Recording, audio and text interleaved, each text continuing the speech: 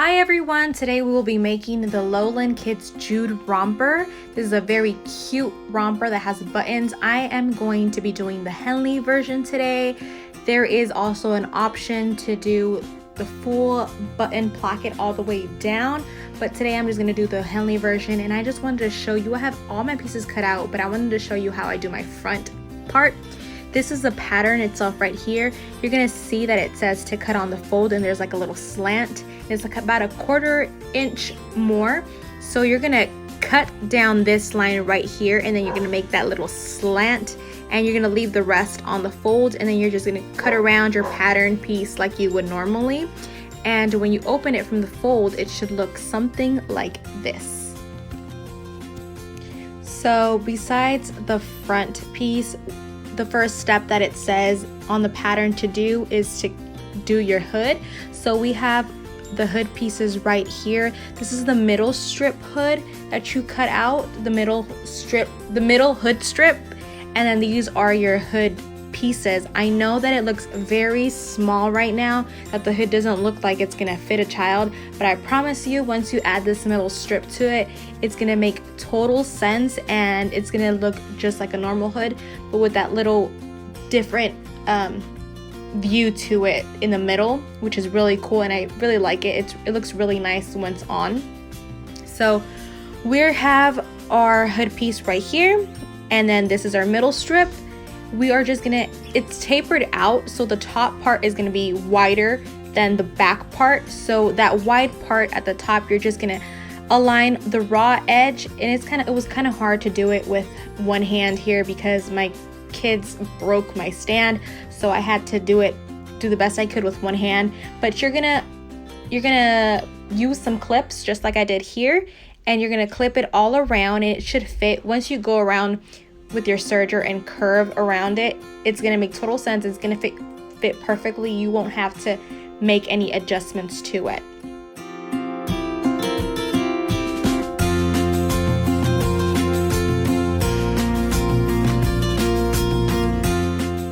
So once you do that, and I apologize because my dog is barking in the background, but once you do that, it's gonna look just like this, and that's that middle part. You are gonna grab your other hood piece, and you're gonna attach it to it, and you're gonna serge around it just like you did the first part. Just clip it, and just like this right here, and then you're just gonna serge all around it just like you did in the beginning with the other piece. So once you are done, this is what your hood is gonna look like. Once you've serged all and sewn in all 3 pieces, it's gonna look just like this. So that back part of the hood is gonna be thinner in the middle, and then it's gonna be wider at the top, and it makes total sense now, as you can see. So what we're gonna do now is we are going to attach our front and back pieces together. So we're gonna put them right sides to right sides and just serge at the corners of the top, like the shoulders.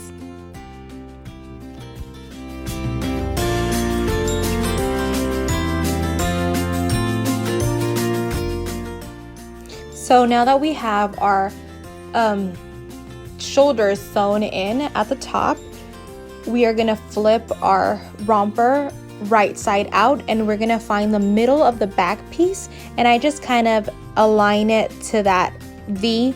And so we're gonna find that middle part of our hood, and we are gonna clip it right in the middle of the back bodice piece, right sides to right sides, and we're gonna bring that edge to the front, and the same thing to the other side, and we're gonna clip it just like I did here, and then we are going to serge all of that, all that. So while we are serging our hood on, it's just gonna go from that edge, one edge to the other edge. It's not gonna go down to the placket. It's gonna look something like this now that you have that serged on or sewn on. And now we're gonna move on to do that Henley part, to do the middle placket part.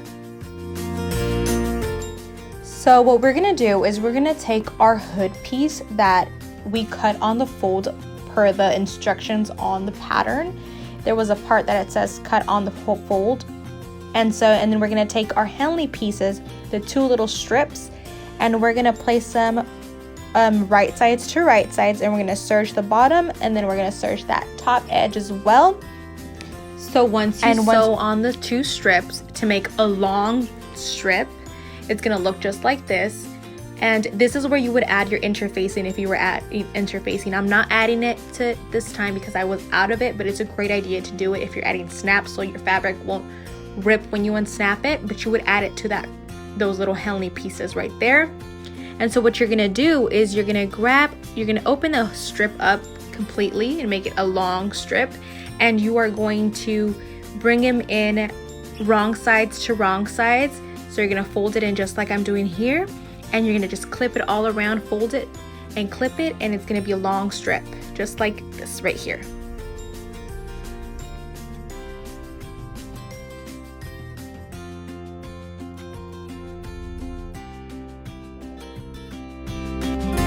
Now we're going to add our strip piece to the placket to make the placket, and we're going to just leave like a 3/4 inch hang over there, and then we are just going to clip it all around. And you can see right here that little seam that where you sewed in the 2 pieces together for the strip will match up to the seam of the hood right there. So you can just clip it there, and you don't need to stretch much at all, and you're just going to bring it all around to get to the other side. And once we have it all around, we are going to sew from that corner, from the little edge of that V, about 3/4 up, and we're going to start serging on our strip. And I like to start right there at the little V kind of, and I like to have my strip underneath, and I just feel like I have more control over it this way.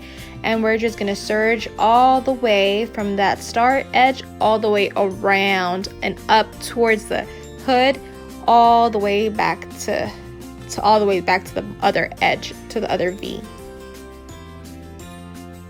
And this is where I'm finishing, and you can see that I'm not gonna grab that V right there.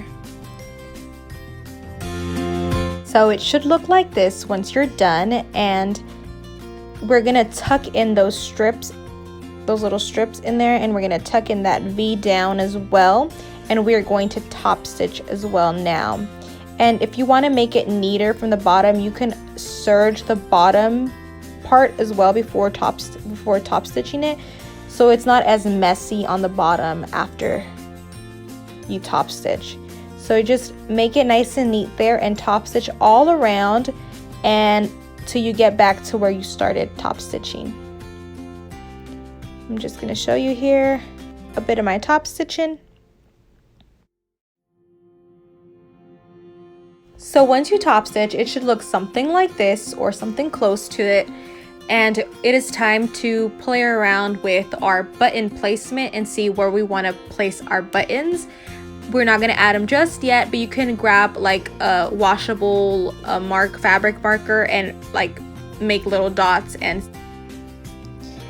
my phone died before recording the sleeve add-on, but we have added our sleeves just like you would add any other sleeve. And once we do that, we're gonna place our bodice piece right sides together, and we're gonna serge all the way from that little top of the sleeve all the way down to the leg. We're gonna do that to both sides, and we are gonna close also the middle part of the crotch area in between the legs.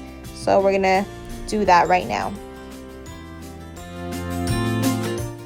So I'm gonna show you here how I kind of do my buttonholes. I have a little foot that looks just like that right there, and I put the button in the back, and we're gonna put down the lever. So it depends on your machine, so just follow your instructions on your machine on how to use your button foot attachment. And so all you do is you just select the stitch and you just press on the pedal, and it does everything on its own. Literally, it just goes non-stop, and you don't have to do anything at all but hold the pedal down. It's very, very cool.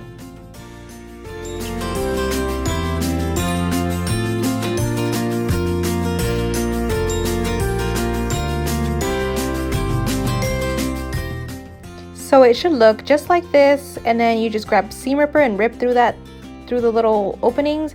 And now we're gonna just add our buttons, and I use this little button foot. This little thing is super cool. I just put my machine on the 0 length for the zigzag, and this little button foot holds the button down, and literally you just go as many times as you need to, and it attaches the buttons without a problem whatsoever. It's super cool and very efficient, just like I'm doing here.